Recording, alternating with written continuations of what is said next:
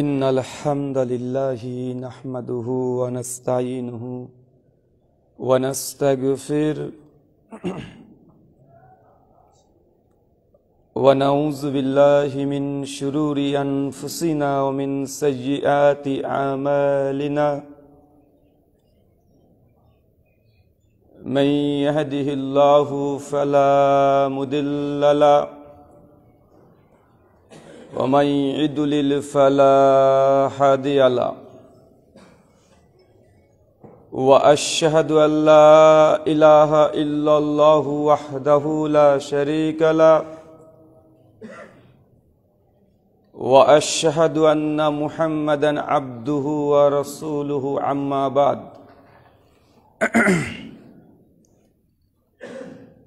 أعوذ بالله السميع العليم من الشيطان الرجيم من همزه ونفخه ونفسه يا أيها الناس اتقوا ربكم الذي خلقكم من نفس واحدة وخلق منها زوجها وبث منهما رجالا كثيرا ونساء واتقوا الله الذي تساءلون به والأرحام إن الله كان عليكم رقيبا يا أيها الذين آمنوا اتقوا الله حق تقاته ولا تموتن إلا وأنتم مسلمون يا أيها الذين آمنوا اتقوا الله وقولوا قولا سديدا يصلح لكم أعمالكم يغفر لكم ذنوبكم ومن يطع الله ورسوله فقد فاز فوزا عظيما يا أيها الذين آمنوا اتقوا الله يا أيها الذين آمنوا أطيعوا الله وأطيعوا الرسول ولا تبطلوا أعمالكم عن عبد الله بن مسعود رضي الله عنه قال قال رسول الله صلى الله عليه وسلم ليس من شيء يقربكم على الجنة وبعيدكم من النار إلا قد أمرتكم به رواه شعب الإيمان للبيهقي إسناده صحيح عن معاوية بن قرة عن أبيه قال قال رسول الله صلى الله عليه وسلم إذا فسد الشام فلا خير فيكم لا تزال طائفة من أمتي منصورين لا يضرهم من خذلهم حتى تقوم الساعة قال محمد بن إسماعيل قال علي بن المديني هم أصحاب الحديث رواه سنن الترمذي إسناده صحيح সমস্ত প্রশংসা সেই মহান সত্তা আল্লাহ সুবহানাহু ওয়া তাআলার জন্য যিনি আজ প্রত্যেক জুমার নাই আজকেও আমাদেরকে জুমার মসজিদে একত্রিত হয়ে খুতবার পূর্বে এসে খুতবার মতো ইবাদতে অংশগ্রহণ করা তৌফিক দান করেছেন সেই মহান সত্তা আল্লাহ সুবহানাহু ওয়া তাআলার সংক্ষিপ্ত শুকরের সুজুদ আদায় করি তার নিজেরই শেখানো ভাষা দিয়ে সকলে এক বাক্যে পড়ি আলহামদুলিল্লাহ। অতঃপর দুরুদ এবং সালাম বর্ষিত হোক নবীউর রাহমা মুহাম্মদ সাল্লাল্লাহু আলাইহি ওয়াসাল্লামের প্রতি। সম্মানিত সুধী, আজকে যে বিষয়ে জুমার গুরুত্বপূর্ণ আলোচনা হবে, আলোচ্য বিষয় বিদাতে হাসানা খণ্ডন। বিদাতে হাসানা খণ্ডন এই জন্যই যে অধিকাংশ ক্ষেত্রে আমরা বিদাতের ভয়াবহতা নিয়ে অনেক আলোচনা করে থাকি।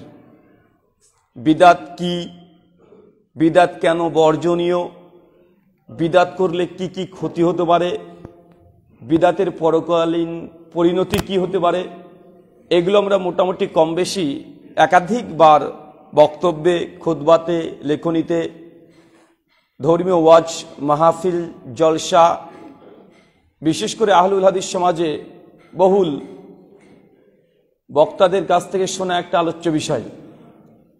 কিন্তু আমি সে বিষয়গুলো না নিয়ে আলোচনা করে একটু ভিন্ন ধরনের উল্টো দিক থেকে আলোচনা করব। সে হচ্ছে বিদাতে হাসানা। শুধু এই বিদাতে হাসানা এই অংশটুকু নিয়ে আলোচনা করব। তার পূর্বে আপনাদেরকে জেনে রাখতে হবে আজকে জুমার দিন। অন্যান্য দিনের চাইতে এই দিনের ভিন্নতা আছে। জুমার দিন হচ্ছে এমন একটি দিন যে দিনে আল্লাহ সুবহানাহু ওয়া তাআলা নবী আদম আলাইহিস সালামকে সৃষ্টি করেছিলেন। জুমার দিন হচ্ছে এমন একটি দিন যে দিনে নবী আদম আলাইহিস সালাম এবং আম্মা হাওয়া এই দিনটাতেই একটা ভুল করে ফেলেছিলেন। জুমার দিন হচ্ছে সেই দিন যে দিন আল্লাহ সুবহানাহু ওয়া তাআলার কাছে তারা তওবা ইস্তিগফার পাঠ করেছিল। জুমার দিন সেই দিন যে দিনে নবী আদম আলাইহিস সালামকে আল্লাহ সুবহানাহু ওয়া তাআলা দুনিয়াতে পরীক্ষার জন্য প্রেরণ করেছিলেন। মিশকাত আল মাসাবি হাদিস নাম্বার 1338, বিস্তীর্ণ আলোচনা পরপর আব্দুর রহমান বিন মুবারক রাহিমাহুল্লাহ তিনি হাদিসগুলো সব একত্রিত করেছেন। জুমার দিন হচ্ছে এমন একটা দিন যেই দিন মানুষ যদি মৃত্যুবরণ করে আল্লাহ সুবহানাহু ওয়া তাআলা এই দিনের কবরের আযাব তিনি মাফ করে দেন। জুমার দিন হচ্ছে সেই দিন যেদিন আসমানবাসী তথা মালাইকা ফেরেশতাগণ ভীত সন্ত্রস্ত থাকে, কারণ তাদেরকে জানানো হয়েছে এই দিনে আল্লাহ সুবহানাহু ওয়া তাআলা কিয়ামত সংঘটিত করবেন, তাই ভীত সন্ত্রস্ত থাকে। জুমার দিন হচ্ছে সেই দিন যেদিন মুহাম্মদ রাসূলুল্লাহ সাল্লাল্লাহু আলাইহি ওয়াসাল্লামের উপরে অধিক পরিমাণে দুরূদ এবং সালাম পড়তে হয়। জুমার দিন হচ্ছে সেই দিন, সহিহ বুখারী হাদিস নাম্বার 931 আল্লাহ নবী বলছেন, কোন ব্যক্তি যদি বাড়িতে সুন্দর করে ওযু করে আর খাস নিয়াত জুমার উদ্দেশ্যে যদি মসজিদে আসে, প্রত্যেক ধাপে ধাপে নেকি তো আছেই। আর এই দিনেই আল্লাহ সুবহানাহু ওয়া তাআলা আসমান থেকে বেশ কিছু ফেরেশতা দুনিয়াতে যত জুমার মসজিদ আছে প্রত্যেক মসজিদে গেটে গেটে আল্লাহ সুবহানাহু ওয়া তাআলা তাকে দাঁড় করিয়ে দেন। জুমার দিন ফেরেশতাদের কাজ অপেক্ষায় অপেক্ষমান থাকে, কে সেই ব্যক্তি, কে আসবে আজকে, অন্তরে নিয়াতে পূর্ণ, ইখলাসে পূর্ণ, শুধু সালাতের উদ্দেশ্যে অপেক্ষায় অপেক্ষমান সেই ব্যক্তি যদি জুমার দিন প্রথম মুসল্লি হয়, ফেরেশতাকে জানানো আছে আগে থেকে আল্লাহর পক্ষ থেকে যেই আসুক প্রথম সালাতের জন্য যদি উপস্থিত হয়, তার আমল নামায় একটা লাল উট কুরবানি করলে যে নেকি, সেই নেকিটা তার আমল নামায় লিখে দেওয়া হবে। জুমার দিন হচ্ছে সেই দিন ইমাম ইবনে কাইয়্যিম আজ-জাওযায়ী রাহিমাহুল্লাহ তার জাদুল মাদ 208 নম্বর পৃষ্ঠায় লিখছেন, এই সময়তে এই দিনটাতে আল্লাহ সুবহানাহু ওয়া তাআলা দোয়া কবুল করেন বেশি বেশি। লাইলাতুল কদরের যেমন গুরুত্ব, জুমার দিন এমন একটা সময় আছে যেই সময় বান্দা আল্লাহর কাছে যা দোয়া চাইবে আল্লাহ সেটাই কবুল করে নেবে। কিন্তু সেই সময়টা কোন সময় এটা হাদিস থেকে স্পষ্ট নয়, তবে অধিকাংশ জমহুরদের মত হচ্ছে এটা ইমাম সাহেব যখন খুতবারত অবস্থায় এই যে লাঠি নিয়ে দাঁড়িয়ে পড়েছে, এই সময় থেকে একদম আসরের ওয়াক্ত আসা পর্যন্ত এই সময়টার মধ্যে যে কোনো দোয়া আল্লাহ যে কখন কার কবুল করে নাই এটা আমরা জানা নাই, তবে দোয়া কবুল হবেই হবে। জুমার দিন হচ্ছে সেই দিন যেই ব্যক্তি প্রথম আসতে পারেনি মসজিদে, কিন্তু দ্বিতীয় স্থান সে প্রবেশ করেছে, কিন্তু নিয়াতে পূর্ণ ছিল, ইখলাস তার কোনো ত্রুটি ছিল না, কিন্তু তার কোনো ভাই তার সঙ্গে প্রতিযোগিতা করে সে দ্বিতীয় হয়ে গেছে, পারে নাই। জুমার দিন হচ্ছে সেই দিন দ্বিতীয় ব্যক্তিকে আল্লাহ সুবহানাহু ওয়া তাআলা খালি হাতে ফেরত দেন না, তার আমল নামায় একটা গরু কুরবানি করলে যে নেকি হয় তার আমল নামায় সেটা দিয়ে দেওয়া হবে, মোটেই কম নয়। শুক্রবার জুমার দিন, আপনারা তো বাংলাদেশি, এদিন সরকারিভাবে ছুটির দিন। আমার দেশে শুক্রবারে নয়, রবিবার, সানডে, কিন্তু আপনাদের এই দিনটা ইবাদত করার জন্য মোক্ষম সুযোগ। এই দিনটাকে যদি ইবাদতের জন্য যদি খাস করে নেন, এক সপ্তাহে যাবতীয় যত গুনাহ করেছেন আল্লাহ সুবহানাহু ওয়া তাআলা চাইলে এই জুমার মাধ্যমেই আল্লাহ ক্ষমা করে দিতে পারেন। আল্লাহ সুবহানাহু ওয়া তাআলা জুমার প্রত্যেক ফজিলত তুমি আমাদের কবুল করে, সকলে বলি আমিন। আজকে যে বিষয়ে গুরুত্বপূর্ণ আলোচনা, বিদাতে হাসানা। আসলে বিদাত এটা আমরা সবাই মোটামুটি বুঝি। সমাজে আমি যতটা দেখেছি, বিভিন্ন মানুষের সঙ্গে কথা বলে, বিভিন্ন সোসাইটির সঙ্গে কথা বলে, আর আমি যেহেতু প্রতিপালিত হয়েছি যারা বিদাতে হাসানাকে মনে করে দলিল এবং বিদাতে হাসানা করলে এটা কল্যাণকর, বিদাতে হাসানা করা জায়েজ। যারা এই মতবাদে বিশ্বাসী তাদের সঙ্গে প্রতিপালিত হয়েছি, তাই তাদের সেন্স, তাদের মাইন্ড, তাদের চিন্তাধারা আমি খুব কাছে থেকে দেখেছি, তাই আমি বুঝতে পারি। আসলে যখন আহলে হাদিস সমাজের আলেম ওলেমা বিভিন্ন আলোচনা করে যে বিদাত করলে হাউজে কাউসারের পানি পান করতে পারবে না, বিদাতিকে আল্লাহ নবী কিয়ামতের মাঠে সহিহ বুখারী 2258 নম্বর হাদিস বলেছেন যে আল্লাহ নবী সেই দিন বিদাতিদের সঙ্গে তার পর্দার অন্তরাল হয়ে যাবে। আল্লাহ নবী চিনতে পারবেন তাদের প্রত্যেককে, যখন জানানো হবে যে এরা হচ্ছে আপনার উম্মতের সেই ব্যক্তি যা ধর্মের মধ্যে বিকৃতি সাধন করেছে। আল্লাহ নবীর সঙ্গে সঙ্গে বলবেন সুহুকান লিমান গয়রিবাদি, দূর হও, দূর হও যারা আমার ধর্মের মধ্যে বিকৃত করেছ। আসলে এই হাদিস যখন তাদেরকে বলি কুল্লু বিদাতিন দালালা, প্রত্যেক বিদাত হচ্ছে ভ্রষ্টতা, তাদের হৃদয়ে কোনো দাগ কাটে না, তাদের হৃদয়ের মধ্যে কোনো প্রভাব পড়ে না। কেন? কারণ তারা ছোট থেকেই শিখে আসছে যে বিদাত করলে অবশ্যই জাহান্নাম যেতে হবে। আহলে হাদিস বক্তারা যে হাদিসগুলো বলে সবগুলোর সঙ্গে একমত।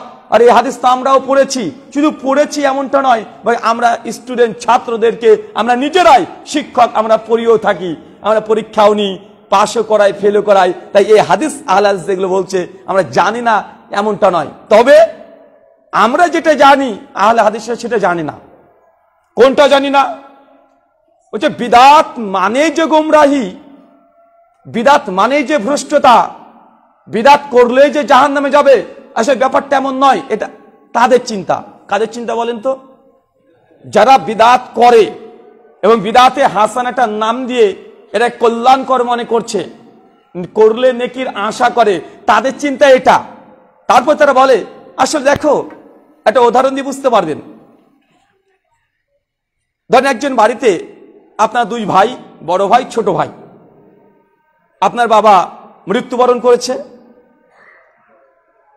এখন ছোট ভাই কোরআন সুন্নাহ থেকে দাওয়াত পেয়ে মোটামুটি কোনটা সুন্নাহ, কোনটা বিদআত, কোনটা তাওহীদ, কোনটা শিরক মোটামুটি কম বেশি বুঝতে শিখেছে। বাবা মারা যাওয়ার কারণে স্বাভাবিক আমাদের সমাজে দেখা যায় যে 40 দিনে একটা 40 করতে হয়। 40 না করলে মানুষজনে কেমন কেমন বলে। ঠিক 10 দিন পার হয়েছে, বড় ভাই ছোট ভাইকে বলছে এই মিটিং করতে হবে, বোনদেরকে ফোন কর, বোনদেরকে ডেকে নিয়ে চলে এসেছে, গ্রামের মাতব্বর মোড়ল ডেকে নিয়ে চলে এসেছে, কি করতে হবে? 40 করতে হবে। ছোট ভাই তখন বলছে যে ভাই আমি এই মিটিংয়ে থাকতে পারবো না। কেন? আব্বা 40 হবে, তুই করবি না মানে, থাকবি না মানে, কি এমন কাজ? ওই যে ভাই 40 এটা করা যাবে না, এটা বিদআত। বড় ভাইয়ের সঙ্গে ছোট ভাইয়ের দ্বন্দ্ব, কিসের বিদআত? আরে মানুষকে খাওয়াবো 40, খারাপ কোথায়, কেন বিদআত হবে? দুই ভাইয়ের মধ্যে দ্বন্দ্ব। বোনরা চলেছে ছুটে, আরে ছোট ভাই এতই কৃপণ যে বাপ মারা গেল তো তুই একটা খানা দিতে পারবি না। সমাজ প্রতিষ্ঠিত সবাই বলছে বাপের জমি খাচ্ছে ঠিক, কিন্তু দেখ বাপের জন্য 40 করলো না। এটা সমাজের একটা সমস্যা, সমাজের এটা সমস্যা। এই যে এই সমস্যাটা কোথায় হয় জানেন? বিদআত নিয়ে নয়। যখন ছোট ভাই বলছে বিদআত, বড় ভাই তখন হচ্ছে আরে আমাদের হুজুর বলেছে এটা করা জায়েজ, করতে হবে। বড় ভাই ছোট ভাইকে নিয়ে চলে গেছে হুজুরের কাছে, বড় হুজুরের কাছে। বড় হুজুরকে গিয়ে বলছে যে বড় হুজুর দেখেন আব্বা তো মারা গিয়েছে, আমরা 40 খানা করতে যাচ্ছি, যুগ যুগ ধরে হয়ে আসছে। আমার ভাই কোথা থেকে কার বক্তব্য শুনে বলছে 40 খানা করা যাবে না, এটা নাকি বিদআত, করলে নাকি জাহান্নামে যেতে হবে। তখন ছোট ভাইটা বলছে হুজুর আপনি বলেন মিলাদ কি নবীর জামানায় ছিল? হুজুর বলছে না, ছিল না। 40 খানা কি নবীর জামানায় ছিল? ছিল না। সাহাবীদের জামানায় কেউ 40 করেছে? না, করেনি। তাবাতাবেইন কেউ করেছে? না, করেনি। 4 ইমাম কেউ করেছে? করেনি। 6 মুহাদ্দিস ইমাম বুখারী, মুসলিম, আবু দাউদ, তিরমিজি, ইবনে মাজাহ তারা কি কেউ করেছে? না, করেনি। তো হুজুর নবী করেনি, সাহাবী করেনি, এই কুরুনে সালাসা তারাও করেনি, তাহলে এটা তো বিদআত। বড় হুজুর বলছে বাবা তুমি ঠিকই বলেছো, আসলে এটা বিদআত। কারণ নবীর জামানায় ছিল না, সাহাবীদের জামানায় ছিল না, অবশ্যই বিদআত, আমরা তো অস্বীকার করি না। তো হুজুর আপনি জানেন এটা বিদআত, তারপরে করছেন? জি হ্যাঁ আমরা জানি এটা বিদআত, তবে আমি যেটা জানি বাবা তুমি এখন তোটা জানো না, তুমি কার বক্তব্য শুনেছো, শুনে এসে তুমি বলছো বিদআত মানে খারাপ জিনিস। আসলে সব বিদআত খারাপ নয়, বিদআতের দুটো ভাগ আছে, একটা বিদআতে হাসানা আর একটা বিদআতে সাইয়্যা। বিদআতে হাসানা মানে ভালো বিদআত, করলে নেকি হয়। বিদআতে সাইয়্যা মানে খারাপ বিদআত, করলে জাহান্নামে যেতে হয়। ইতিপূর্বে তোমরা যে হাদিসগুলো পেশ করলে যে কুল্লু বিদাতিন দালালা, বিদাত করলে নবী দূর দূর করে তাড়িয়ে দিবে, বিদাত করলে নবী শাফাত করবে না, বিদাত করলে জাহান্নামে যেতে হবে, বিদাত করলে আমল বরবাদ হয়ে যায়। এটা কোন বিদাত? সব বিদাত নয় বাবা। বিদাতে সাইয়্যা যেগুলো, খারাপ বিদাত যেগুলো, সেগুলো করলে এই হাদিস। কিন্তু বিদাতে হাসানা এটা তো ভালো বিদাত, এটা করলে কোনো ক্ষতিই হবে না। এখন বলেন, যারা এই পর্যন্ত পৌঁছে গেছে তাদেরকে আপনি কিভাবে বুঝাবেন? কিভাবে তাদেরকে বুঝাবেন যে ভাইজান আমাদের দাবি প্রত্যেক বিদাত হচ্ছে ভ্রষ্টতা? তাদের দাবি যে না, বিদাতের কয়েকটা ভাগ আছে। মূলত আপনাকে তো দুটো ভাগ বললাম। তাদের ফিকহ গ্রন্থগুলোতে লেখা আছে বিদাতের কয় প্রকার, 6খানা ভাগ আছে। ওয়াজিব বিদাত, মুস্তাহাব বিদাত, মানে বিদাতে হাসানের মধ্যে আবার ক্যাটাগরি আছে, বিদাতে সাইয়্যার মধ্যে আবার ক্যাটাগরি আছে, মানে মৌলিক তার দুটো ভাগে ভাগ করেছে।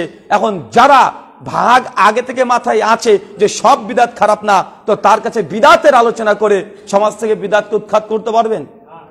সমস্যা বিদাত নিয়ে নয়, ভালো করে গভীরভাবে দেখেন। সমস্যা বিদাত নিয়ে নয়, কারণ বিদাতকে খারাপ তারাও মনে করে, বিদাত করলে যে নবীর শাফাত পাওয়া যায় না তারাও মনে করে। আমরা বিদাত প্রসঙ্গে আলোচনা করলে যে হাদিসগুলো প্রয়োগ করি তার একই হাদিস প্রয়োগ করে, তার লেখনী বক্তব্য সব জায়গায় আছে, শুনে দেখেন। তার সমস্যা কোথায়? সমস্যা বিদাত নিয়ে নয়, বিদাতে হাসানা নিয়ে। কি নিয়ে? বিদাতে হাসানা। মানে তাদের কাছে আমাদেরকে বুঝাতে হবে ভাইজান বিদাতের কোনো ক্যাটাগরি হয় না, বিদাতে হাসানা বলে কিছু হয় না। এটা তাদেরকে আমাকে বুঝাতে হবে। যতক্ষণ তাদেরকে এই অংশটা বুঝাতে না পারছেন, বিদাত থেকে কেউ দূরে থাকবে না। কারণ যখনই বলে 40 খানা করছি, এটা তো হাসানা বিদাত, ভালো বিদাত, মাথায় তো এটা ঢুকে আছে। চলেন আজকে শুধু এই অংশটা নিয়ে আলোচনা করব, বিদাতে হাসানা খণ্ডন। প্রথম কথা, বিদাত এই শব্দটা মানে কি? বিদাতের আবিধানিক লুগাতাল মানা ডিরেক্ট যদি অনুবাদ করেন হবে নতুন। আল্লাহর নবী যখন নবী ছিলেন না, রিসালাতের দায়িত্ব যখন নবীকে দেওয়া হয়নি দুনিয়াতে, সেই সময়তেও আরবি ভাষাভাষী মানুষের মধ্যে বিদাত এই শব্দটা ব্যবহার হতো। নবী যখন নবী না, তখনও বিদাত শব্দটা আরবিয়ান মানুষরা এমনি ব্যবহার করত। সাহিত্যে, কবিতাতে, বিভিন্ন জায়গাতে তারা বিদাত শব্দ ব্যবহার করত। কি অর্থে? নতুন কোন জিনিসকে বোঝাতে তারা বিদাত শব্দ ব্যবহার করত। কোরআনুল কারীম দেখেন, সূরা বাকারা সূরা 2 আয়াত নম্বর 17। আল্লাহ সুবহানাহু ওয়া তাআলা বলছেন, বাদিউস সামাওয়াতি ওয়া মা ফিল আরদ। আমি সেই মহান সত্তা আল্লাহ। আল বাদি, আল্লাহর সিফাত। আমি সর্বপ্রথম কোন নমুনা ছাড়াই আসমান আর জমিনকে সৃষ্টি করেছি। আল্লাহ বলছেন যে আমি নমুনাবিহীন, কোনো কিছুকে কপি করা ছাড়াই নাথিং থেকে সামথিং করেছি। কিছুই ছিল না আসমান জমিন, তারপরে আমি আসমান জমিনের অস্তিত্ব নিয়ে এসেছি। এটাকে বলে আল বাদি। তাতে আল্লাহ সুবহানাহু ওয়া তাআলা নিজের একটা সিফাত, একটা বৈশিষ্ট্য, যে অস্তিত্ব থেকে অস্তিত্বে আনা, নন এক্সিস্টেন্স থেকে এক্সিস্ট করে দেখানো। এটা কার ক্ষমতা? এটা আল্লাহ সুবহানাহু ওয়া তাআলার ক্ষমতা। তা আল্লাহ নিজের জন্য আল বাদি এই সিফাত আল্লাহ ব্যবহার করেছেন। ঠিক একইভাবে আল্লাহ সুবহানাহু ওয়া তাআলা কোরআনুল কারীমে নবী মুহাম্মদ রাসূলুল্লাহ সাল্লাল্লাহু আলাইহি ওয়াসাল্লামের জন্য বেশ কয়েকবার এই শব্দটা ব্যবহার করেছেন। তার মধ্যে সূরা আহকাফ সূরা নম্বর 46 আয়াত নম্বর 9 আল্লাহ বলছেন, কুন মা কুনতু বিদাম মিনার রাসূল। হে নবী, আপনি কাফের কুরাইশদেরকে জানিয়ে দেন, কুন মা কুনতু বিদাম মিনার রাসূল। আর আমি মুহাম্মদ সাল্লাল্লাহু আলাইহি ওয়াসাল্লাম নতুন কোন রাসূল নয়, আমি নতুন কোন বার্তা তোমাদের কাছে নিয়ে আসিনি। আরে আমার পূর্বে তো এর আগে নবী ইব্রাহিম, দাউদ, সুলেমান, ইয়াকুব, ইউনুস তারাও যে দাওয়াত দিয়েছে, আমি নবী মুহাম্মদ একই দাওয়াত দিচ্ছি। আমি কোন নতুন দাওয়াত নিয়ে তোমাদের কাছে আসি নাই। তার মানে বোঝা গেল কোরআনুল কারীমে এই বিদআত শব্দটা আল্লাহর জন্য একবার ব্যবহার করা হচ্ছে, নবীর দাওয়াতের প্রয়োগিক ক্ষেত্রে এই বিদআত শব্দটা ব্যবহার করা হচ্ছে। তবে কি অর্থে? লুগাতাল মানা হিসাবে, ডিকশনারি অনুযায়ী ডিরেক্ট অনুবাদ, বিদআত মানে নতুন, এই উদ্দেশ্যেই। কিন্তু আল্লাহর নবী যখন নবী হয়ে গেলেন, নবীকে যখন আল্লাহ সুবহানাহু ওয়া তাআলা রিসালাতের দায়িত্ব দিয়ে দিলেন, সেই সময় বিদআত শব্দটা হুবহু একই থাকলো, কিন্তু এর বৈশিষ্ট্য, গুণ, সিফাত পরিবর্তন ঘটে যাবে। কথা মনে বুঝতে পারলেন না? এই জায়গাটা মনে রাখেন, এই পয়েন্টটাকে ভুলবেন না।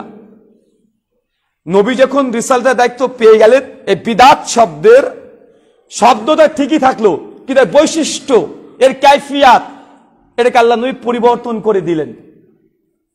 এর অর্থ তখন ভিন্ন হয়ে গেল। আগেকার অর্থ ঠিকই থাকলো, কিন্তু নতুন একটা অর্থ দাঁড় করিয়ে দিলেন।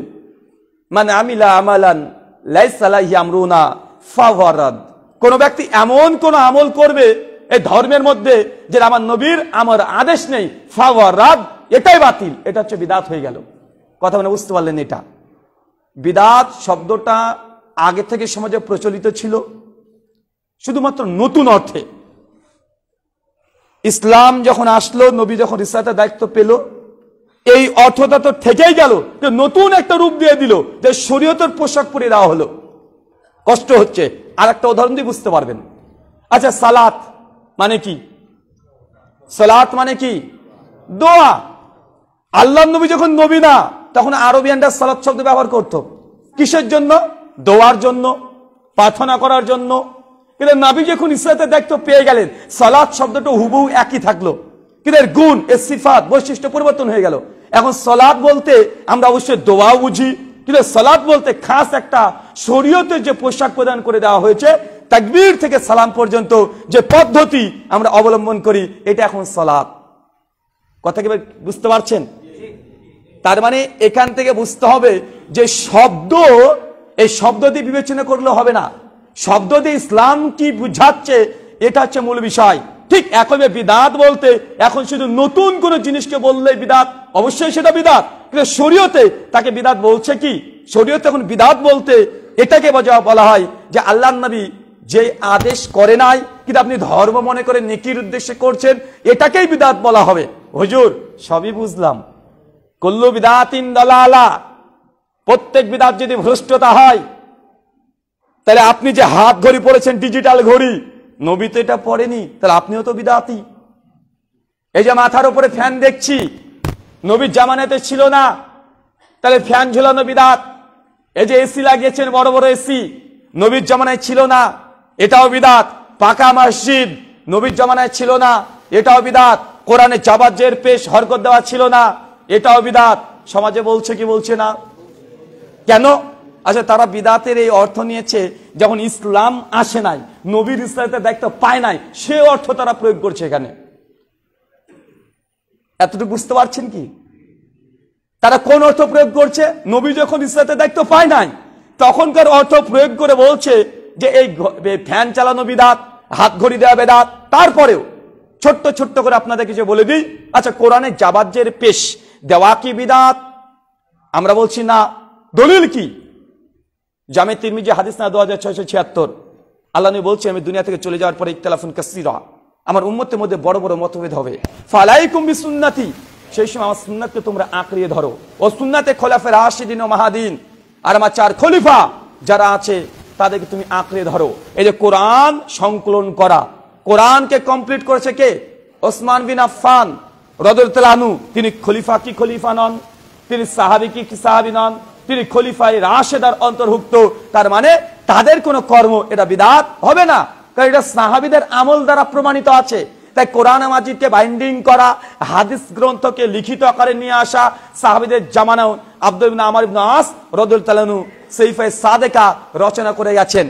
আবু হুরায়রা রাদিয়াল্লাহু আনহু সাইফায়ে হাম্মাম বি মুনাব্বি রচনা করে গেছেন। আমাদের আয়েশা রাদিয়াল্লাহু আনহা সাইফায়ে আয়েশা রচনা করে গেছেন। জাবের বিন আব্দুল্লাহ সাইফায়ে জাবের রচনা করে গেছেন। কয়েক শত সাহাবীরা হাদিসের গ্রন্থ রচনা করেছে, তার দৃষ্টান্ত আছে। তাই সহিহ বুখারী নবীর জামানায় ছিল না, তাই বিদআত বলা এটা মূর্খতা, আর আহলে কোরআনদের দলিল ভারী করা ছাড়া অন্য কিছু নয়।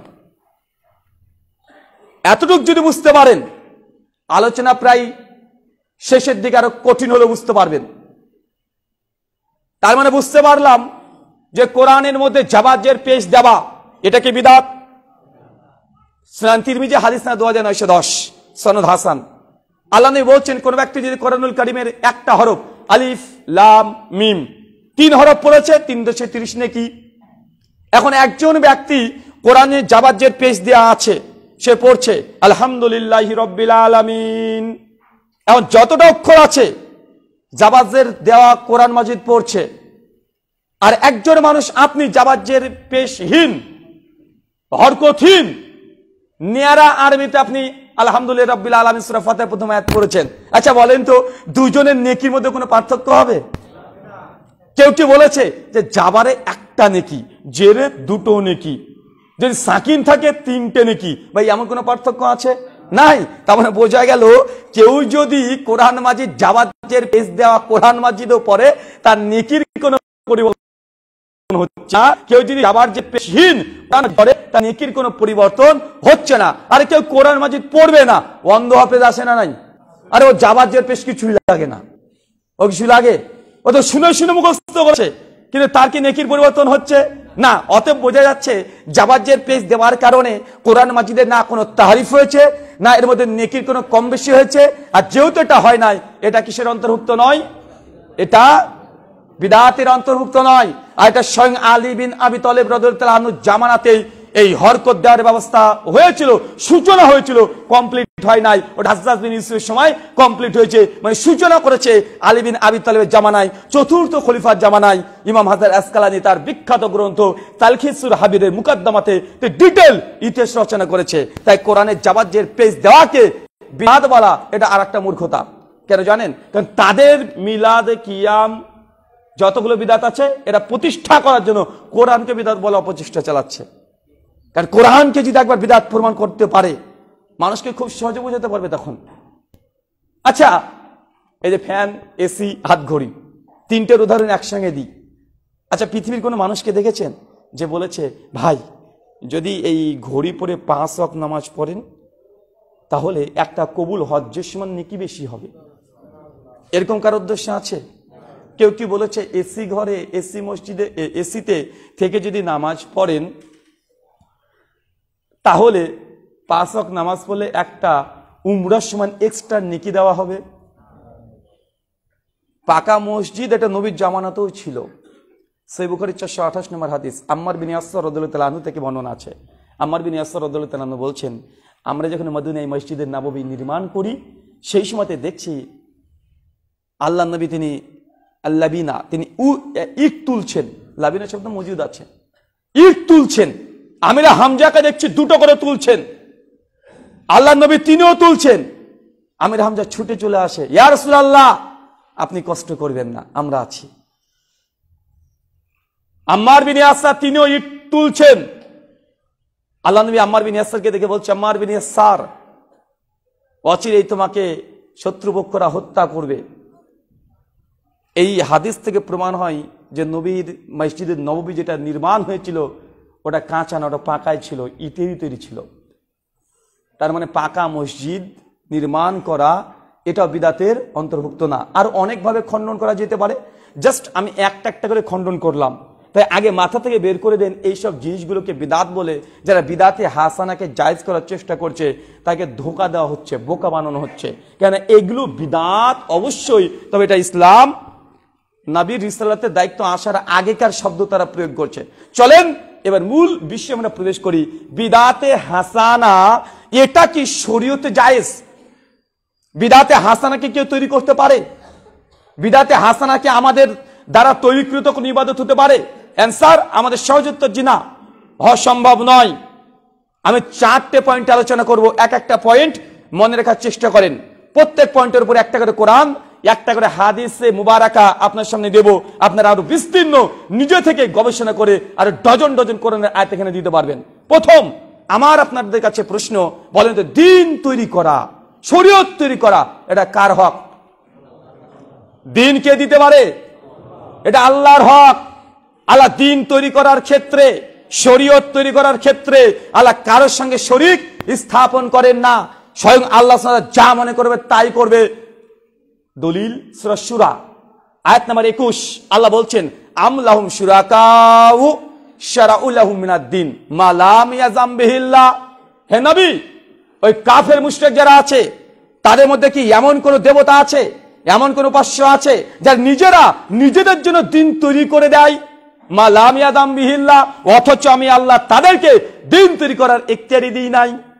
মানে আল্লাহ সুবহানাহু ওয়া তাআলা বলছেন, দিন তৈরি করা একটা আল্লাহর হক, দিন আল্লাহ দেবেন। আল্লাহ দিন তৈরি করার ক্ষেত্রে, শরীয়ত তৈরি করার ক্ষেত্রে আল্লাহ কারোর সঙ্গে শরীক স্থাপন করে না। আল্লাহ যা মন চায় আল্লাহ তাই দেবে। আল্লাহ বলেছেন, শরীয়ত জোহর আসর অনুচ্চ স্বরে কিরাত করতে হবে। দিনের নামাজগত অনুচ্চ স্বরে কিরাত করছি, আজকে জুমার দিন আজকে উচ্চ স্বরে করতে হবে, এটাই শরীয়ত। যুক্তি চলবে না। শরীয়ত যখন স্পষ্ট, নুসুস যখন স্পষ্ট, যুক্তি চলবে না। সুনান আবু দাউদ কিতাবুত তাহারা হাদিস নাম্বার 146, আলী বিন আবি তালেব বলছে দিনের মধ্যে যদি কিয়াস এটাই যদি সর্বাধিক প্রাধান্য পেত, তাহলে যখন আমরা মোজা মাসা করি তাহলে আমরা তলে করতাম, আমরা উপরে করতাম না, তলেই করতাম। শীতের সময় মোজা মাসা করেন না, তলে করেন না উপরে করেন? উপরে করেন। তো যুক্তি কিয়াস অবশ্যই শরীয়ত বুঝার জন্য একটা মাধ্যম, তবে কিয়াস তখনই প্রয়োগ করতে হয় যখন নুসুস স্পষ্ট কোনো কিছু প্রমাণিত নেই, যখন আমরা কোনো জাহিরি ভাবে কোনো কিছু পাচ্ছি না কোরআন বা হাদিস থেকে, তারপরে বিভিন্ন হাদিস কোরআনকে সামনে রেখে নিজের একটা যুক্তি প্রয়োগ করতে পারি। কিন্তু নাস যখন স্পষ্ট, সে যুক্তি এখানে চলে না। কিন্তু আমাদের সমাজে উল্টো আমরা চলে যাচ্ছি। এই পয়েন্টটা মনে রাখেন, দিন তৈরি করা এটা কার হক? আল্লাহর হক। আল্লাহ কাউকে শরীক নেবে না, প্রয়োজন নেই। শরীয়ত তৈরি করার ক্ষেত্রে আল্লাহ শরীক নেন না, হুকুম আল্লাহ দেবেন, আল্লাহর কাছ থেকে জিজ্ঞাসাবাদ করা প্রয়োজন নেই। পয়েন্ট নাম্বার 2, আচ্ছা বুঝলাম যে দিন তৈরি করা আল্লাহর কাজ, তাহলে আল্লাহ এই দিনকে কি কমপ্লিট রেখেছেন না কিছুটা ফাঁকা রেখেছেন? পরবর্তী সময়তে আমাদের মতো হুজুররা এসে কিছু কিছু ইবাদত তৈরি করে বলবে যে এটা ভালো ইবাদত, নবী করেনি, সাহাবী করেনি, আল্লাহ কোরআনে দেয়নি, তো মনে হচ্ছে ইবাদতটা ভালো। এই ভালো মনে করে কোন ইবাদত তৈরি করার কি এখতিয়ার আমাদেরকে দিয়েছে? কেন? দিন তৈরি করা আল্লাহর হক, আল্লাহ এই হকটাকে মুকাম্মাল কমপ্লিট করে দিয়েছে, কোনো ফাঁক ফোকর রাখে না।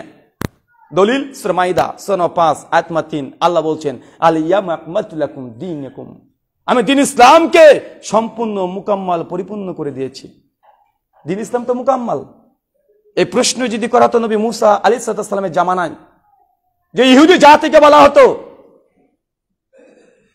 যে দিনের মধ্যে কোনো ফাঁক ফোকর আছে না নাই, তারা জবাব যদি দিত হ্যাঁ, দিন যেহেতু মুসা আলাইহিস সালামের মাধ্যমে কমপ্লিট হয় নাই তাই কিছুটা ফাঁকা আছে।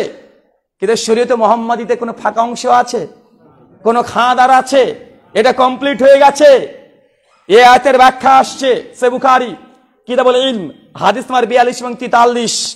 ওমর ইবনুল খাত্তাব একদিন মদিনার গলিতে ছুটছেন, চলাচল করছেন তার খিলাফতের সময়। নবী দুনিয়া থেকে চলে যাওয়ার পর ওমর ইবনুল খাত্তাব যখন চলাচল করছে, এমতো পরিস্থিতিতে ইহুদিদের বড় রেবাই, বড় বড় আল্লামা হুজুর তারা রাস্তা দিয়ে যাচ্ছে। যেতে যেতে সঙ্গে সঙ্গে ওমর ইবনুল খাত্তাবকে, ওমর তোমাদের কোরআনে এমন এক আয়াত আছে যে আয়াত যদি আমাদের ইহুদি জাতির উপরে যদি অবতীর্ণ হতো, সেই দিনকে আমরা ঈদ হিসাবে উদযাপন করতাম। কে বলছে বলেন তো? ইহুদি পণ্ডিত হুজুর ওমর বিন খাত্তাবকে বলছে তোমাদের কোরআনে এমন এক আয়াত আল্লাহ দিয়েছে যে আয়াত যদি আমাদের তওরাতে চলে আসতো, নবী মুসা আলাইহিস সালামের উপরে অবতীর্ণ হতো, সেই দিনটাকে আমরা ঈদের দিন হিসেবে ঘোষণা করতাম। ওমর ইবনুল খাত্তাব বলছে কোন সেই আয়াত? সঙ্গে সঙ্গে ইহুদি জবাব দিয়ে বলছে কোরআন মাজিদ সূরা মাইদা 3 নম্বর আয়াত, আল-ইয়াউমা আকমালতু লাকুম দীনাকুম, আমি দিন ইসলামকে মুকাম্মাল করে দিয়েছি। ইহুদিরা বলছে এই আয়াত তাদের উপরে আসলে তারা ঈদের দিন উদযাপন করত। ওমর ইবনুল খাত্তাব বলছে আরে সেই দিনের কথা বেশ ভালো মনে আছে, সেই দিন আমরা আরাফার ময়দানে ছিলাম, সেই দিন জুমার দিন ছিল, অতএব তুমি যে ঈদের কথা বলছো অটোমেটিক সেই দিন একসঙ্গে দুটো ঈদের দিন ছিল। জুমার দিন ঈদের দিন না হাদিসে ভাষা অনুযায়ী? আশুরা এটাও হাদিসের ভাষা অনুযায়ী এটাও ঈদেরই দিন। কিন্তু ওমর ইবনুল খাত্তাব তার যুক্তিকে কাজে লাগিয়ে তৃতীয় কোনো ঈদের দিন আবিষ্কার করে নাই। কিন্তু বাংলার মাটিতে দেখেন সকল ঈদের বড় ঈদ ঈদে মিলাদুন নবী, তৃতীয় ঈদ তৈরি করেছে কি করে নাই? আরে এই চিন্তা তো ইহুদিদের, আমাদেরকে বলে ইহুদিদের দালাল। আমরা ঈদে মিলাদুন নবী করি না, এই জন্য বলে আমাদেরকে ইহুদিদের দালাল। কিন্তু বুখারী হাদিস থেকে প্রমাণ করে যারা তৃতীয় ঈদ তৈরি করার চিন্তা করেছিল 1400 বছর আগে, ওমর বিন খাত্তাবের কাছে জবান দিয়ে ব্যক্ত করেছে তারা মুসলমান না, তারা ইহুদি। কে দাবি করেছে যে ঈদের দিন আরেকটা বৃদ্ধি করব? ইহুদিরা বলছে। আর আজকে যারা ঈদে মিলাদুন নবী করে না তাদেরকে ইহুদি বলা হচ্ছে। উল্টো দুনিয়া, যা ইচ্ছা তাই বলতে পারে মানুষ। মানুষের মুখকে জবানকে তো আর আমরা বেঁধে দিতে পারি না। দেখেন এই আয়াত আল্লাহ বলছেন যে দিন ইসলামকে মুকাম্মাল পরিপূর্ণ করে দিলাম। ইসলাম যদি পরিপূর্ণ হয়ে যায়, আমার মতো হুজুর একটা নতুন ইবাদত তৈরি করে হাসানা সিল মেরে দিয়ে ধর্মের মধ্যে প্রবেশ করানো সম্ভব? আর একটা পানির বোতল কমপ্লিট আছে, কমপ্লিট পানির বোতল, আপনি এসে বলছেন যে রুহুল আমিন ভাই আপনাকে অনেক ভালোবাসি, আপনাকে পানি খেতে দিয়েছে আজকের কমিটি, আমি আপনার জন্য জুস নিয়ে এসেছি, তো একটু আপনি জুস খান। তো দেখছেন যে আমার পুরো গ্লাসের বোতল, গ্লাসটা অথবা পানি বোতলটা পূর্ণই আছে।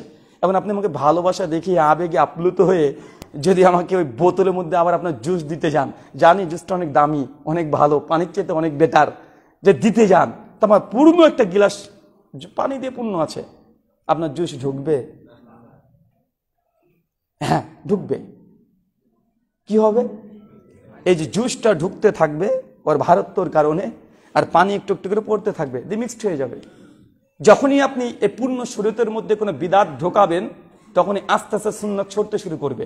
যেই দিন থেকে ফরজ নামাজে পড়ে মুনাজাত হাত তুলে একাকার হয়ে কাদাকাটি করে শুরু হয়েছে, সেই দিন থেকে ফরজ নামাজ পড়ে দোয়া জিকির আজকাল সুন্নাত সবগুলো আসমান দিয়ে উঠে পড়েছে। কারণ যখনই বিদাত প্রবেশ করে সুন্নাত উঠতে শুরু করবে। দেখেন দৃষ্টান্ত তাই ঘটেছে। আল্লাহ কোরআনে বলছে দিন ইসলামকে মুকাম্মাল পরিপূর্ণ করে দিলাম, আলিয়াম আকমাতু লাকুম দীনাকুম ওয়া আতমামতু আলাইকুম নিয়ামতি। শুধু পূর্ণ করেছে এমনটা নয়, আল্লাহ বলছেন এই ইসলামের মধ্যে, ইসলামকে আমি পূর্ণ করেছি, পরিপূর্ণ করেছি, যত নিয়ামত আছে সবগুলো দিয়ে। নিয়ামত মানে কি? উত্তম, কল্যাণকর, ভালো। হুজুর বলছে হাসানা, আরে হাসানা তো আল্লাহ দিয়ে পূর্ণ করেছে। আল্লাহ যত নিয়ামত আছে সমস্ত নিয়ামত দিয়ে আজকে ইসলামকে আমি পূর্ণ করে দিলাম। আল্লাহর দাবি ইসলামের মধ্যে সমস্ত কিছু হাসানা আছে, সমস্ত কিছু খায়ের আছে, উত্তম আছে। তারপরে আমরা হুজুরা বলছি যে না না না, নবীর জীবনে ছিল না, কিন্তু আমলটা তো ভালো, করলে ক্ষতি কি আছে না? নাই কথা বলেন। আরে আল্লাহর দাবি ইসলাম পূর্ণ হচ্ছে সমস্ত হাসানা দিয়ে, তোমার কোনো হাসানা তৈরি করার দরকার নেই। তারপরে আমরা হাসানা তৈরি করছি কি করছি না? ইসলাম হচ্ছে মুকাম্মাল, পরিপূর্ণ দিন তৈরি করে আল্লাহর কাজ। আল্লাহ এই হককে কমপ্লিট করেছে, কোন হুজুরের হাতে ছেড়ে দেয় নাই, কোন ব্যক্তির হাতে ছেড়ে দেয় নাই যে নতুন কোন ইবাদত আপনি তৈরি করবেন। হ্যাঁ, হুজুরদের কাজ কি? শরীয়তের কোন মাসালা স্পষ্ট না থাকলে সেটা ইস্তেমবাদ করে, ইস্তেহাদ করে মাসালার সমাধান দেওয়া। নতুন ইবাদত তৈরি করার দরজা বন্ধ হয়ে গেছে। ইবাদত তৈরি করা একটা আলাদা জিনিস, আর যে কোনো একটা বিষয়ে মাসালা ইস্তেমবাদ করে ফতোয়া দেওয়া আলাদা জিনিস। আপনি গোটা বিশ্বের কোরআন হাদিসকে ঘেটে ঘেটে নতুন একটা আমল তৈরি করতে পারবেন না। সমস্যার সমাধান আলাদা আলাদা জিনিস। একটা হাদিস দেখেন, সহিহ বুখারী হাদিস না 3535। আল্লাহ নবী মসজিদে নববীতে বসে আছেন, সাহাবীদেরকে লক্ষ্য করে বলছেন যে সাহাবী আমার, মসজিদটা দেখো, সবাই দেখছে, খুশি, আলহামদুলিল্লাহ, মাশাআল্লাহ, সুবহানাল্লাহ, অনেক চমৎকার মসজিদ। একজন সাহাবী চট করে বলছে ইয়া রাসূলুল্লাহ, মসজিদ ওই কোণাতে একটা ইট ফাঁকা আছে, যদি ইটটা লাগিয়ে দেওয়া হয় তাহলে মসজিদটা পূর্ণ হয়ে যাবে। আল্লাহ নবীর সঙ্গে সঙ্গে বলছেন আনা লাবিনাতুন, আমি হচ্ছে সেই ইট, ওয়া আনা খাতামান নবিয়্যিন, আর আমি হচ্ছে সর্বশেষ নবী, আমার পরে কোনো নবী নেই। ইমাম হাজার আসকালানী রাহিমাহুল্লাহ আল মুতাফাসসার 48 হিজরি 852 হিজরি বিখ্যাত গ্রন্থ ফাতুল বারিতে এই হাদিসের ব্যাখ্যা করতে গিয়ে তিনি বলছেন, এই হাদিস দিয়ে নবী যে মসজিদটা দেখাচ্ছে এটা একটা রূপক, মেটাফরিক্যালি, এটা মাজাজান অর্থ। আসলে এই মসজিদ বলতে এটা ইসলামকে বোঝানো হয়েছে। পৃথিবীর যত নবী এসেছে একটা একটা করে ইট দিয়ে একটা মসজিদ নির্মাণ করার চেষ্টা করেছে। একটা ইট বাকি ছিল, সেই ইট মুহাম্মদ রাসূলুল্লাহ সাল্লাল্লাহু আলাইহি সাল্লাম। দিন ইসলাম তো মুকাম্মাল, শরীয়ত তো কমপ্লিট, একটা মসজিদ কমপ্লিট হয়ে গেছে। এখন আপনি যেটা একটা সোনার ইট ঢোকাতে চান মসজিদে, ঢুকবে নাকি? যে রুল ভাই আপনাদের মসজিদে সবই বুঝতে পারছি, তবে ইমাম সাহেবের এই জায়গাতে একটা সোনার ইট আমি গিফট করবো, দিতেই হবে। আর ঢোকানো সম্ভব? আবার কি ভাঙতে হবে না? ভেঙে লাথি মেরে ভেঙে বের করে দিতে হবে? আপনাকে আমাকে কে ক্ষমতা দিয়েছে যে পূর্ণ ইসলামের মধ্যে কোনো জিনিসকে বের করে দিয়ে নতুন একটা জিনিসকে ঢোকানোর চেষ্টা করা? অসম্ভব, সম্ভব না। 3, বুঝলাম দিন তৈরি করা আল্লাহর কাজ, আল্লাহ হকটাকে পূর্ণ করেছে, দিনের মধ্যে কোনো ফাঁক ফোকর নেই যে হাসানাকে ঢোকাবেন। 3 নাম্বার, বুঝলাম সব। তাহলে দিন কি নবীরা তৈরি করতে পারে, রাসূলরা তৈরি করতে পারে? একটা প্রশ্ন আসে না ভাই? নবী রাসূল তারাও কি দিন তৈরি করতে পারে না? নিজের ইচ্ছে মতো মর্জি মতো শরীয়ত রচনা করতে পারে না? অ্যান্সার হচ্ছে না। আচ্ছা, রাসূল আরবি শব্দ, বাংলাতে মানে কি হয়? বার্তা বাহক। আচ্ছা, বার্তাটা কার? আল্লাহর। বহন কে করছে? নবী। এই জন্য তাকে রাসূল বলা হচ্ছে। বার্তাটা নবীর নয়, বার্তা কার? আল্লাহ সুবহানাহু ওয়া তাআলা, তিনি বহন করছেন। এই জন্য থেকে মেসেঞ্জার, রাসূল, বার্তা বাহক তাকে বলা হচ্ছে। নবীর কাজ এটা নয় যে শরীয়ত তৈরি করা, নবীর কাজ এটা যে শরীয়ত মানুষের কাছে পৌঁছে দেওয়া। ফাযাক্কির ইন্নামা আনতা মুযাক্কির লাস্তা আলাইহিম বিমুসাইতির। হে নবী, আপনার কাজ এই সত্য দাওয়াতগুলো মানুষের কাছে প্রচার করে দেওয়া। সূরা গাশিয়া সূরা নম্বর 88 আয়াত নম্বর 20 এবং 21। নবীদের এই অধিকার আল্লাহ দেয় নাই যে শরীয়ত নিজের ইচ্ছে মতো তৈরি করবে। প্রমাণ চলেন একটা কোরআন থেকে আগে দেখি। সূরা ইউনূস সূরা নম্বর 10 আয়াত নম্বর 15, সূরা আহকাফ সূরা নম্বর 46 আয়াত নম্বর 9, সূরা আনাম আয়াত নম্বর 50। বিশেষ করে সূরা ইউনূসের 15 নম্বর আয়াতের মধ্যম অংশের ব্যাখ্যা তাফসীর ইবনে কাসিরে ডিটেল আলোচনা করা আছে। আলোচনা আপনি পড়লে বুঝতে পারবেন। আল্লাহ নবী বসে আছেন, কাফের কুরাইশের বড় বড় হত্যাকর্তারা এসে বলছে নবীকে, ওয়া ইতিবি কোরআনি গয়রি হাযা। হে নবী মুহাম্মদ সাল্লাল্লাহু আলাইহি ওয়াসাল্লাম, নবী বলছে না যে মুহাম্মদ তোমার কাছে যেই কোরআন তুমি নিয়ে এসেছো, ওয়া ইতিবি কোরআনি গয়রি হাযা, এই কোরআনের পরিবর্তে নতুন একটা কোরআন নিয়ে আসেন। যদি আপনি নতুন কোন কোরআন নিয়ে আসতে পারেন তাহলে আপনাকে আমরা নবী হিসেবে মেনে নেব। জান এটা কাদের দাবি বলেন তো? কাফেরদের, কুরাইশদের। বলছে মুহাম্মদ সাল্লাল্লাহু আলাইহি ওয়াসাল্লাম যে আপনার পরে যে কোরআনটা অবতীর্ণ হচ্ছে না, কোরআনটা খুব কঠিন, আর যে আছে সব আমাদের বিরুদ্ধে চলে যায়, সবগুলো বিরুদ্ধে চলে যায়। তা আপনাকে তো আমি চিনি, আপনি ভালো মানুষ, আপনি আলা আমিন, আপনি সত্যবাদী, সবকিছু ঠিক আছে, কিন্তু আপনার উপরে যে কোরআনটা বারবার নিয়ে আসছে কে যেন জিবরাইল, তো এই কোরআনটা আমাদের বিরুদ্ধে চলে যাচ্ছে সবকিছু। আপনাকে নবী মানবো, তবে এই কোরআন থেকে পরিবর্তে অন্য একটা কোরআন নিয়ে আসেন যেটা আমাদের বিরুদ্ধে যাবে না। আল্লাহ নবী কোনো কথা বলে না। কুরাইশরা তখন বলছে গোটা কোরআন চেঞ্জ করতে পারবেন না, আবাদদিলহু, তো কোরআনের মধ্যে কিছু কিছু আয়াতের পরিবর্তন করে দেন যেটা আমাদের বিরুদ্ধে যাচ্ছে। গোটা কোরআনের পরিবর্তন দরকার নাই, কিছু কিছু আয়াতের পরিবর্তন করে দেন। বর্তমান প্রেক্ষাপটে কিছু মুসলিমরা কথা বলে না যে কোরআন ঠিকই আছে, ওই কিছু কিছু বিষয়গুলো, এই যে জেনাকারীকে হত্যা করতে হবে, যেটা কেমন যেন একটু পরিবর্তন করার দরকার। মডার্ন যুগ, এই আধুনিক যুগে পর্দা প্রথা তো দরকার হয় না। চোর চুরি করেছে, হাত কেটে বাদ দিয়ে দিতে হবে, এটা কেমন নীতি হয়ে গেল। আর 3 তালাক মানে তালাক বলেছে, আর সঙ্গে সঙ্গে বউ বিচ্ছেদ হয়ে যাবে, এটা কেমন হয়ে গেল। না, গোটা কোরআনটা ঠিকই আছে, তো কিছু কিছু জিনিস যেন কেমন যেন লাগে, এটা মানে কেমন একটা লাগে। অতএব সে চায় যে কোরআন থেকে আয়াতগুলো যেন বাদ হয়ে যায়। আরে এই দাবি আজ থেকে 1400 বছর আগে কাফের কুরাইশরা তারাও করেছিল। আবাদদিলহু, গোটা কোরআনকে পরিবর্তন করতে পারবেন না, আচ্ছা তাহলে কিছু কিছু আয়াতে পরিবর্তন করে দেন যেটা আমাদের বিরুদ্ধে ডিরেক্ট চলে যাচ্ছে, এর পরিবর্তনের পক্ষে কিছু আয়াত নিয়ে আসেন। আল্লাহ নবীকে এই করতে এসে প্রস্তাব দিচ্ছে কাফেররা, নবী কোনো কথা বলে না, অপেক্ষায় অপেক্ষমান। জবাব কি আসে? আল্লাহ সুবহানাহু ওয়া তাআলা ফেরেশতা জিবরিলকে দুনিয়াতে পাঠিয়ে দিয়েছেন, যান আমার মাহবুবের কাছে এই আয়াত নিয়ে আপনি অবস্থান করুন, জানিয়ে দেন আসমান থেকে ওহীর যে ঝর্ণা নিয়ে চলে এসেছে, আল্লাহ নবী পরে ওহী অবতীর্ণ হচ্ছে। হে নবী, এই কাফেরদেরকে আপনি জানিয়ে দেন, বলে দেন আপনার এই অধিকার নেই যে শরীয়তের মধ্যে কিছু বাড়াবেন অথবা কমাবেন, বলেন আপনি ঘোষণা করে দেন আন্না আত্তাবি ইল্লা মা ইউহা ইলাই, আমি তো নবী তারই আনুগত্য করি যেটা আমার রব আমার উপর অবতীর্ণ করে। আরে আমি পরিবর্তন করব? আরে রব আমাকে যা বলবে সেটা মানতে তো বাধ্য হয়ে যায়। আমার নিজের ইচ্ছে মতো কোনো কাজ তো আমি করতে পারি না। নবী একবারে ইচ্ছা মতো কাজ করতে গিয়েছিল। সূরা তাহরিম 66 আয়াত 2 এবং 3। নবীর স্ত্রী যখন পরিকল্পনা করলেন আমাদের আয়েশার ঘরে আজকে পাঠাবেন, সমস্ত স্ত্রীরা তখন পরিকল্পনা করলো, ওই যে মধুকার ঘটনা জানা আছে না, মধু নবী খেয়েছেন, স্ত্রীগণ পরিকল্পনা করে বলছে যে কি খেয়েছেন গন্ধ বের হচ্ছে, কি খেয়েছেন গন্ধ বের হচ্ছে। নবী যেখানে যাই সেখানে স্ত্রী এই কথা বলে। আল্লাহ নবী তখন নিজের জন্য মধুকে হারাম করে নিলেন, আর আল্লাহ আসমান থেকে ওহী পাঠিয়ে নিয়ে নবী স্ত্রীকে খুশি করার জন্য হালালকে হারাম করে নিলেন। মধুতে শিফা আছে, নাহাল আল্লাহ আয়াত আগে থেকে অবতীর্ণ করে রেখে দিয়েছে, আর আপনি স্ত্রীকে খুশি করার জন্য আপনি মধুকে হারাম করে নিলেন। আল্লাহ নবী নিজের নাস ইচ্ছাকৃত যখন সিদ্ধান্ত নিয়েছে, যদি কোনো আল্লাহর পছন্দ না হয়েছে, আল্লাহ আসমান থেকে ওহী দিয়ে নবীকে পরিবর্তন করে দিয়েছে। কেন? ওই যে ঘটনা, ইহুদিরা এসে বারবার নবীকে পরীক্ষা করত, আপনি নাকি নবী। খুব বদমাশ ছিল তারা, নবীকে মাঝে মাঝে ডিস্টার্ব করতো। উল্টো পাল্টা প্রশ্ন, মুহাম্মদ তুমি একটা নতুন আল্লাহকে নিয়ে এসেছো, তোমার আল্লাহর কটা ছেলে গো, ওর কটা মেয়ে, ওনার স্ত্রী আছে, এই ধরনের প্রশ্ন করতো। নাউযুবিল্লাহ মিন জালিক। সঙ্গে সঙ্গে সূরাতুল ইখলাস অবতীর্ণ হয়ে যাচ্ছে, মাঝে মধ্যে ইহুদিদের জামাত আস্থার পরীক্ষা করত, কারণ তারাও জানে যে আরবদের মধ্যে নবী আসবে। এখনো তওরাতের মধ্যে বিকৃত তওরাত, যেটাকে বাইবেল নামে তারা চালাচ্ছে, আমাকে চালাচ্ছে, old testament book of Genesis 17 অধ্যায় এখনো আল্লাহ নবীর কথা স্পষ্টভাবে বর্ণনা করা আছে যে আরব থেকে আসবে, তেহমা থেকে একজন আসবে। বুক অফ ডিউটোনমি 33 অধ্যায়ের 1, 2, 3 নম্বর ভার্সে আছে। এই বিষয়ে আমাদের একটা পূর্ণ ডিবেট আমাদের ইন্ডিয়াতে একজন খ্রিস্টান পাদ্রীর সঙ্গে হয়েছিল 3 ঘন্টার, যে আল্লাহ নবীর কথা তাদের বাইবেলে আছে না নাই। আমি হিব্রু বাইবেল থেকে উদ্ধৃতি দিয়ে দেখেছি, নবীর নাম পর্যন্ত আজকের দিনে বাইবেলে মজুদ আছে, তারা বুঝতে পারে নাই। ইহুদিরা এসে বলছে আপনি নাকি নবী, তো জুলকারনাইন কে বলেন তো? জুলকারনাইন আল্লাহ নবীর ইনসাফটা জানা ছিল না, উনি আসলে কে? নবী অপেক্ষা করছেন যে জিবরাইল এসে জানিয়ে দিবেন, জিবরাইলও আসে না, ঘন্টা পার হয়ে যায় তবুও আসে না। আল্লাহ ঠিক বলছে ঠিক আছে কালকে এসো, আমি জানাবো তোমাদেরকে।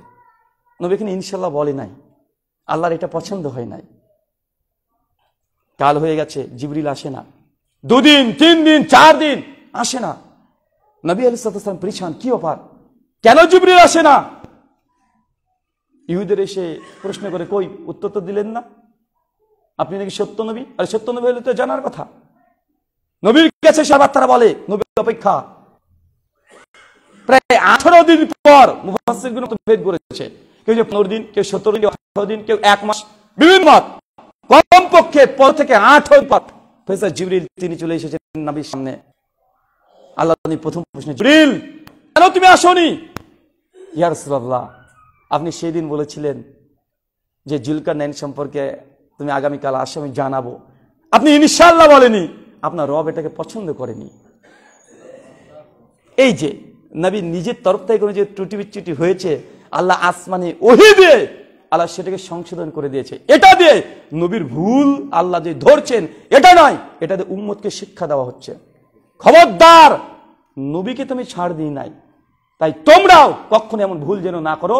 এটা নবীকে নয়, এটা উম্মতকে এটা হুঁশিয়ারি দেওয়া হচ্ছে। কথা কি বুঝতে পারছেন? এই 3 নম্বর পয়েন্ট, নবীদের এখতিয়ার নেই যে শরীয়ত নিজের ইচ্ছা মতো তৈরি করবে। ওয়ামা ইয়ানতিকু আনিল হাওয়া ইন হুয়া ইল্লা ওয়াহয়ু ইউহা।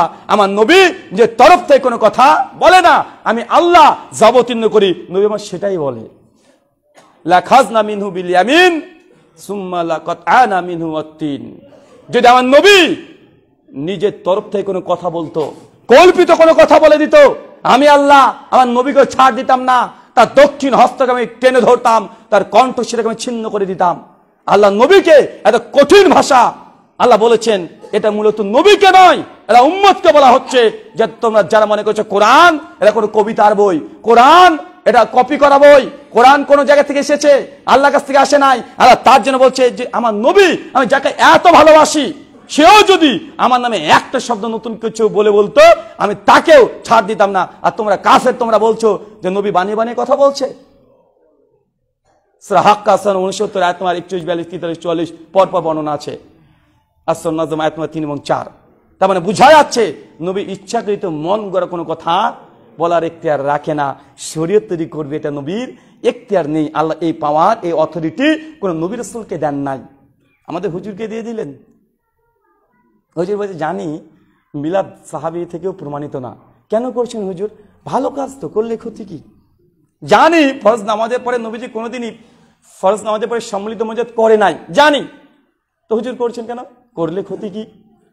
দলিল দিচ্ছে, ওই দেখেন আল্লাহ নবী বলছেন ফরজ নামাজের পরে দোয়া বিশেষে কবুল হয়, তিরমিজির হাদিস, সহিহ, একদম টনটনে সহিহ হাদিস।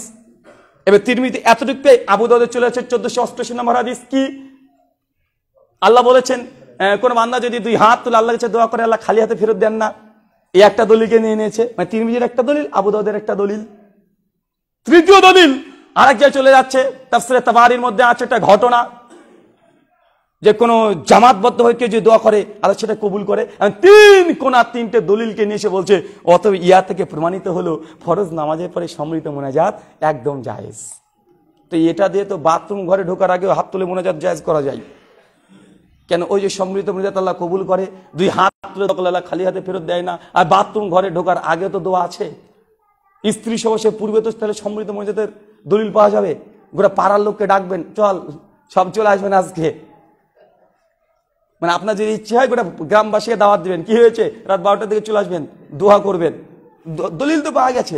জামাতবদ্ধ দোয়া করলে আল্লাহ কবুল করে। যে দলিল নিচ্ছে ওই দলিল দিয়ে স্ত্রী সহসে পূর্বেও সম্মিলিত মুজাহিদ প্রমাণ করা যায়। এগুলো দলিল নয়, এগুলো দলিল নয়, এটা দলিল বানানো হচ্ছে। দলিল স্পষ্ট অকাট্য, কিন্তু এই দলিল বানানো এটা উচিত নয়। এটা দিয়ে যা তা বানানো যায়। আল্লাহ সুবহানাহু ওয়া তাআলা তুমি বোঝা তৌফিক দান করে সকলে পড়ি আমিন।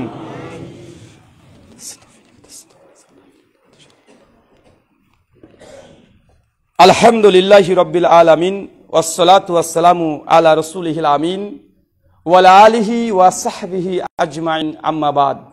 সম্মানিত সুধী, শেষ একটা অংশ, সে পয়েন্টটা হচ্ছে যে নবীদের অধিকার ছিল না যে শরীয়ত তৈরি করা। আপনার বুঝ দিয়ে একটা হাদিস বলি, সহিহ বুখারী হাদিস না 349, কিতাবুস সালাতের মধ্যে আছে, সুনান আবু দাউদ 1499, কিতাবুল জুমার মধ্যে আছে, আর বিভিন্ন গ্রন্থে হাদিসগুলো বর্ণনা আছে। মাশহুর হাদিস, সবাই জানে। প্রত্যেক হুজুর কমপক্ষে ওয়াজ যারা করে, মাহফিল যারা করে, তারা এই হাদিসটা পেশ করে। আল্লাহ সুবহানাহু ওয়া তাআলা নবী আলাইহিস সালামকে একবার মেরাজে নিয়ে গিয়েছিলেন, গিয়েছেন না? সশরীরে গিয়েছে, এটা সেই আকীদা। সশরীরে যখন চলে গেলেন, অনেক ঘটনা, জান্নাত জাহান্নাম সবকিছু দেখে আসলেন। আল্লাহ সুবহানাহু ওয়া তাআলার পক্ষ থেকে নামাজ ফরজ পেলেন, নামাজ নিয়ে আসলেন, অনেক কিছু তৌফা হাদিয়া আল্লাহর পক্ষ থেকে নিয়ে আমাদের নবী দুনিয়াতে তিনি আসছেন। 6 নম্বর আসমানে একজন নবী দাঁড়িয়ে আছেন, নাম কি? নবী মূসা আলাইহিস সালাম, জলিলুল কদর নবী, অনেক রাগ, যেমন তেমন নবী না। রাস্তাতে একদিন চলছে, ইহুদিদের অন্য গোত্রের মানুষের সঙ্গে নবী মূসা আলাইহিস সালাম গোত্রের মানুষের সঙ্গে দ্বন্দ্ব ঝামেলা করছে, খুব বাড়াবাড়ি করছে। মূসা আলাইহিস সালাম দুপুর বেলায় মাথাতে রাগ আছে, হনন করে হেঁটে গিয়ে একজনকে ধরে এক থাপ্পড়ে অজ্ঞানে স্পট ডেট, মানে স্পট ডেট, ওখানে মারা গেছে। বাহুর জোর দেখেছেন কত? সূরা হুদের মধ্যে 25 থেকে 40 নম্বর আয়াতে আছে। আল্লাহ সুবহানাহু ওয়া তাআলা মালিকুল মউতকে বলছে, মালিকুল মউত যাও, মূসার হাত শেষ, তার রুহটাকে কবজ করে নিয়ে আসো। মূসা আলাইহিস সালাম ঘুমাচ্ছেন, দুপুরবেলা রেস্ট নিচ্ছেন। মুস্তারিকাল হাকিম হাদিস নাম্বার 2218-তে আসছে যে মালিকুল মউত সালাম দেয় নাই, ঘরের মধ্যে ঢুকে পড়েছে। আর নবী মূসা আলাইহিস সালাম ঘুমাচ্ছে, মাথার কাছে গিয়ে মালিকুল মউত গিয়ে বসে আছে, রুহটাকে কবজ করবে টাইম হলেই। মূসা আলাইহিস সালামকে কয়েকবার খোঁচা দেওয়ার চেষ্টা করেছে, ডাকার চেষ্টা করেছে, কিন্তু সালাম দেয় না, ঘুম পারছে, ক্লান্ত। ঘুম থেকে উঠে গেছে, সামনে মালিকুল মউত, ঠাটি এক থাপ্পড় আবার। সহিহ বুখারী বর্ণনা 1318 নম্বর হাদিস, তার ডান চোখ মালিকুল মউত কে জানেন? আপনি হয়তো চিনতে পারবেন না, আপনার কাছে আজরাইল, যাকে দেখলে দুনিয়া সবাই ভয় করে। মালিকুল মউত মানে আজরাইল ফেরেশতা, ধরে আজরাইল ফেরেশতাকে মূসা আলাইহিস সালাম এক থাপ্পড়, চোখটা টুক করে বেরিয়ে গড়া করে খেতে শুরু করেছে। মালিকুল মউত ভেঙে দৌড় আল্লাহর কাছে, একদম আসমানে গিয়ে 7 আসমানে, আল্লাহ কার কাছে পাঠিয়েছো? দেখাও সারা, মারাও সারা। চিন্তা করেছেন কত বড় নবী? মানুষ হয়েছে সাধারণ মানুষ, ফেরেশতাকে ছাড় দেয় নাই। এরপর বলছে একদিন আল্লাহ তোমাকে দেখবো, এবার নেন, আল্লাহকে দেখতে চাই। আল্লাহ হচ্ছে, মূসা তুমি বিশ্বাস করো? আল্লাহ বিশ্বাস তো করি। তো বিশ্বাস করে তুমি দেখবে কেন? আল্লাহ এই বিশ্বাস করি, কিন্তু আরো ইয়াকিনটা যেন মজবুত হয়। সূরা আরাফ 143 নম্বর আয়াত, মূসা লান তারানি, কখনো আমাকে দেখতে পাবে না তুমি। আল্লাহ আমি দেখবো যে, বারবার জেদ করে। আল্লাহ হচ্ছে, মূসা যখন জেদ করছে কি করার, এতই শখ। তো ছোট শিশু শখ করে না বাবার কাছে, করে তো। শীতের সময় দেখবেন ছেলে বলছে আব্বা আইসক্রিম খাবো, মা বলছে এই আইসক্রিম খেতে হবে না, ঠান্ডা লেগে যাবে। যে না আমি আইসক্রিম খাবো, আরে আইসক্রিম খেতে হবে না, ঠান্ডা লেগে যাবে। মা সোয়েটার পরে খাবো, তাহলে সোয়েটার পরে যদি আইসক্রিম খাই ওর কি ঠান্ডা লাগবে না? তো মূসা আলাইহিস সালাম ওই ধরনের দাবি করছে যে আল্লাহ আমি তোমাকে দেখবো। আল্লাহ হচ্ছে তুমি দেখতে পাবে না। তারপরে সব ঘটনা আপনার জানাই আছে। তো এত বড় একজন নবী আসমানে ধরেছে আমাদের নবীকে, রাসূলুল্লাহ আল্লাহ কি তোফা দিয়েছে, হাদিয়া কি দিয়েছে। আমাদের নবী খুশি মনে বলছেন যে ফরাজে খামসিন সালাতান, আমার উম্মতকে আল্লাহ 50 ওয়াক্ত নামাজ দিয়েছে। মূসা আলাইহিস সালাম শুনে তো অবাক, আরে বলে কি 50 ওয়াক্ত নামাজ?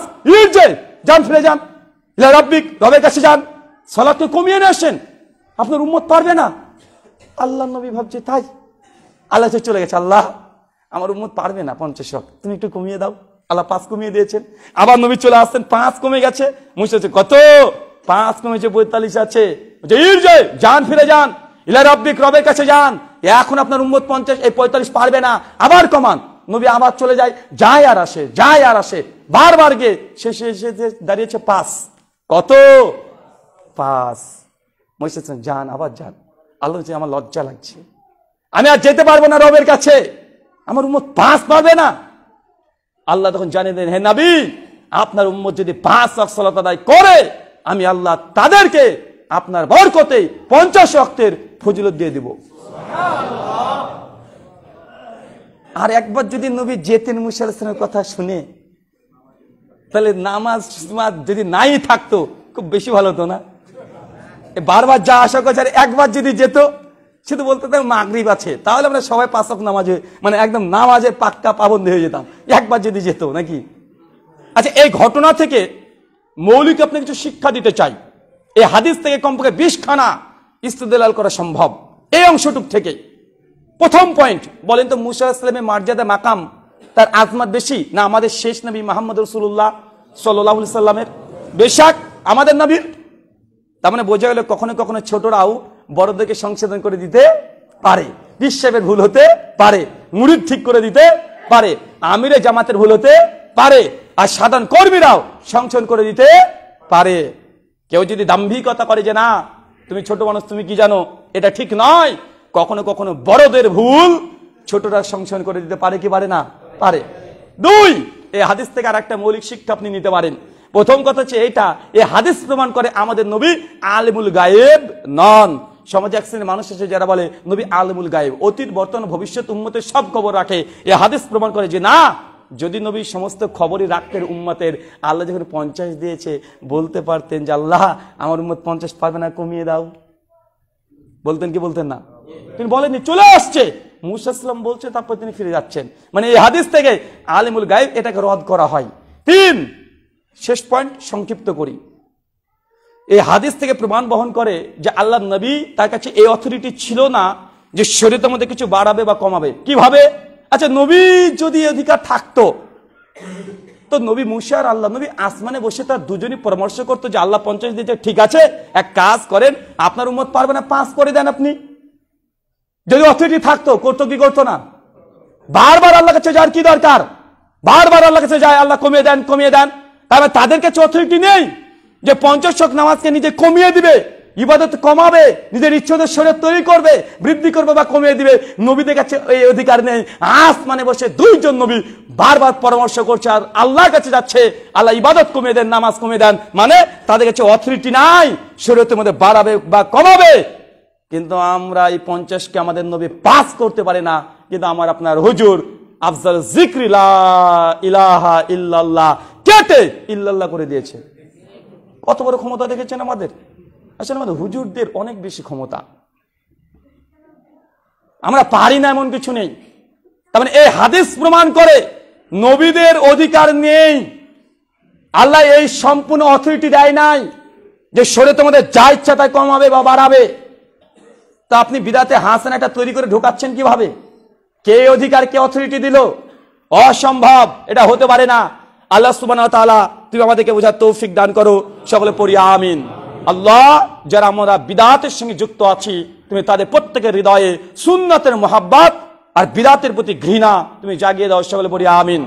আমাদের মধ্যে যারা অসুস্থ আছে, আল্লাহ সুবহানাহু ওয়া তাআলা তুমি আশ-শাফি, তুমি সুস্থতা দানকারী, আমাদের প্রত্যেকে তুমি শিফাই কুল্লিয়া দান করো, সকলে পড়ি আমিন। আমাদের মধ্যে যারা মৃত্যুবরণ করেছে আল্লাহ